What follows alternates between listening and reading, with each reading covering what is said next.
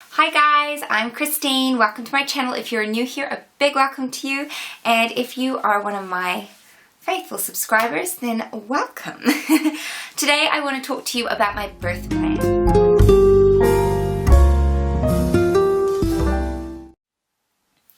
So if you don't know anything about me, like I said, my name's Christine. This is my second pregnancy. I had my son, Jack, about 18 months ago now.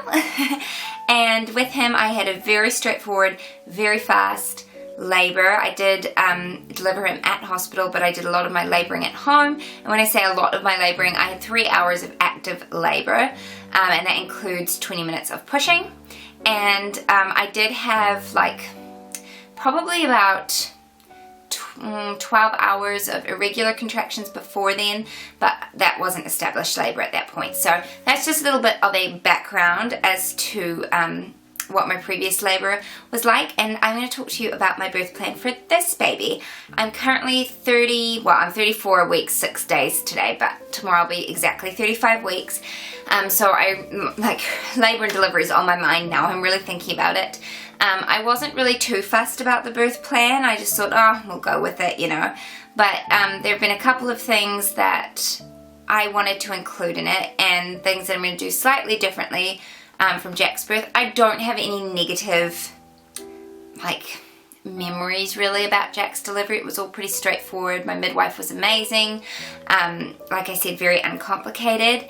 The only thing was that it was very fast, and I was in a lot of physical shock afterwards, and probably a little bit of emotional and mental shock as well. But this time around, I guess I know what to expect a little bit more, so I'm hoping that I won't be quite so shaky and in so much shock with this delivery. And of course, it might not go as quick. I don't know, but generally second labors do go faster than the first, so that's kind of what I'm prepared for.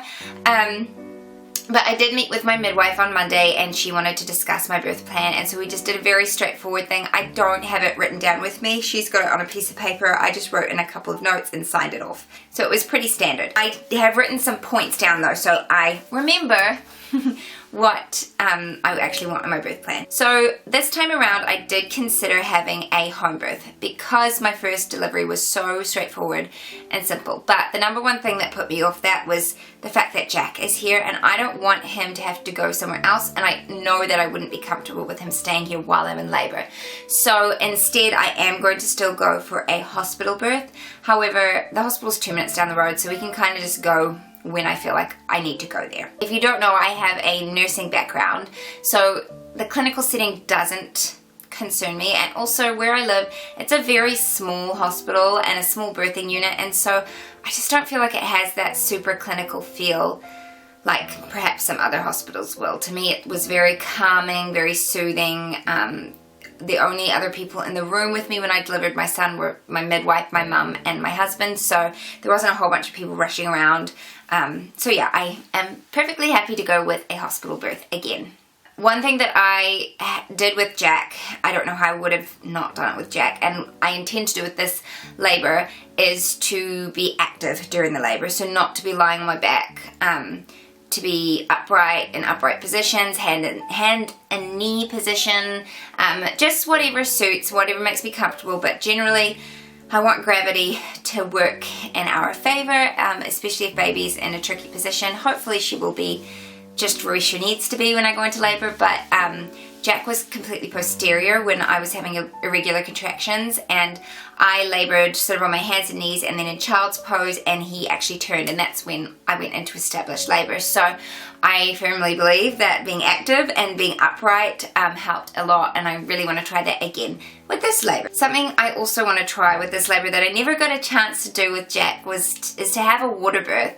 And with Jack, I intended to do that, but someone else was using the birthing pool, and I was going a lot faster than anyone expected, and so he was actually born before the lady in the pool had had her baby, which I felt really bad about. But yeah, this time around I'm hoping that I will get to have a water birth. I'm planning on perhaps going to the hospital a bit sooner than I did with Jack, because I was actually already in transition when I arrived at the hospital with him, and so there just wasn't really time.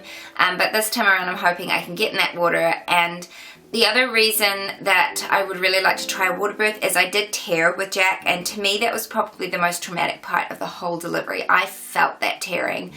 I didn't really feel the ring of fire like people talk about. I just felt the tearing, and it was awful. And so I'm really hoping to avoid that this time around, or at least to minimize it, because that was also the most difficult part of recovery for me. So water births can help with that, because it just helps to, like, you know, get everything soft and more supple and stretchy. And yeah, so that's one of the reasons that I would like to try for a water birth, and just to help me relax. So another thing that I really want is minimal intervention. So I was checked twice when I was in labour with Jack. Both of those times were at my request. The first time was when I called the midwife and said, I think I'm in established labour now, could you come over please? And she checked me, and I was at a 3, and then it was about 2 hours later at the hospital, my contractions had started to space out, and I asked my midwife, is this normal? And she said, yes, it can be normal. She was a little bit concerned he had turned posterior, although she didn't tell me that at the time. Whereas I was thinking more that perhaps I was in transition. It was like that gap between this like really intense contractions and starting to push. And so I wanted to be checked again, and I was at a 9.5. So I went from a 3 to a 9.5 in about 2 hours or 2.5 hours, which is very, very, very fast for a first labour. So yeah, I want to do that again, where it's just sort of at my request. I don't want baby to be monitored unless it's absolutely necessary. My midwife that I had then was very non-intrusive in regards to like taking the heartbeat and stuff. She would just quietly put the Doppler on my belly, and she wasn't in my face. It was just really, really nice, and I would like to have that again this time. The other thing in regards to that is I'm not really interested in having an epidural unless I'm in labour for like hours and hours and hours. I managed to deliver Jack just with using gas and air, and I did have some paracetamol right at the beginning of labour, but other than that, it was fine. It was too quick to really have anything else, and yes, the pain was like intense, and like nothing I'd ever experienced, but I was able to cope with it, and I never felt like I lost control. And so I just want to continue to try and do the same sort of thing and have very minimal intervention, because generally that results in less complications. So along with the prevention of tearing, one thing that I would really like, and I spoke to my midwife about this week, is just a lot of coaching at the end pushing stage. So talking me through just breathing through the contractions rather than pushing straight away as soon as I feel that urge, and just letting my body doing the pushing until I literally cannot help but push at the end. Also just to help support baby's head, so I will probably do that when we get to the crowning stage. We'll see. I'm a little bit nervous. That's probably the thing I'm the most nervous about. And then also one thing I've requested that I absolutely do not want is perineal massage.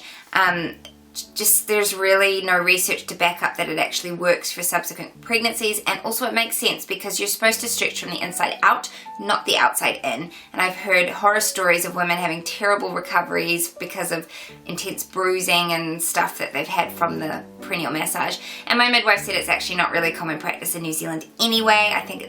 I don't know if I'm right in saying this, but I think it's probably more of an American thing. Correct me if I'm wrong, but that's where I've heard it from mostly. Then once baby is delivered, I do want to have skin to skin. I had that with Jack, and it was just lovely. He was so warm and beautiful, and I feel like it helped me relax as well, because I was still having quite a few after pains. I want to deliver the placenta naturally. I think I delivered the placenta about 15 minutes after Jack was born, and there were no issues there. Generally it's standard practice to do delayed cord clamping in New Zealand, so that's not really an issue. I'm happy to wait for that. And as far as cutting the cord, Shay did it last time. He didn't really want to do it. He doesn't like blood and gore and all that kind of stuff. Not that it's very gory, but he just does not like that kind of stuff. So I've said that I'm not really fussed, but actually thinking on it, I might cut the cord. I think that'd be quite special. As long as I'm feeling up to it, then I think I will go ahead and cut the cord. That'd be fun. And then we've also said yes to the vitamin K injection. Jack had that, and I'm not worried about them giving that to this baby. And then one thing I did specifically request is an early discharge. So as long as everything's looking fine, as long as there's no complications and I'm feeling comfortable and calm, then I would like to be discharged early, which means I won't have to stay the night. And in fact, I asked the midwife what the protocol was in regards to how long I have to stay, and she said as long as you stay for 2 hours from the time that baby is born.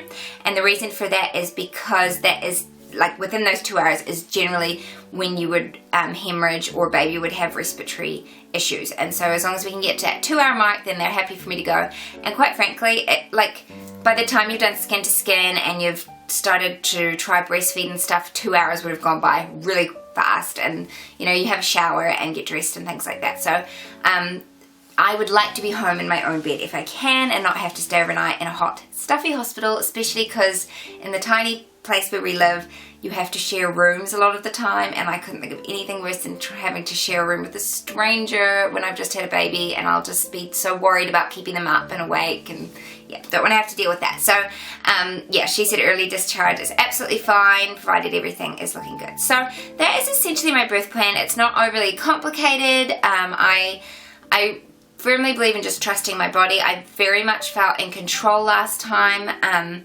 I felt like my body told me exactly what to do, and I had a lot of trust in my midwife. She was very non-intrusive. I do have a different midwife this time, so we'll see what she's like, but she seems to be along the same sort of wavelength, and she's very open to listening to what I want to do and how I want to have my labour and delivery go. So, and again, just a little disclaimer, I understand birth plans are not set in stone. This is just a general guideline. If I end up having to have a cesarean section, then so be it. The health of my baby and myself is like #1 priority. Anyway, that's all I have to say. If you enjoyed watching this, then please give it a thumbs up. If you've got any questions for me, please leave them in the comments below and I will try my best to answer.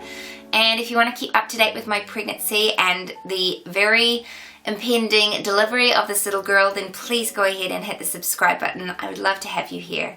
Thank you so much for watching. Bye.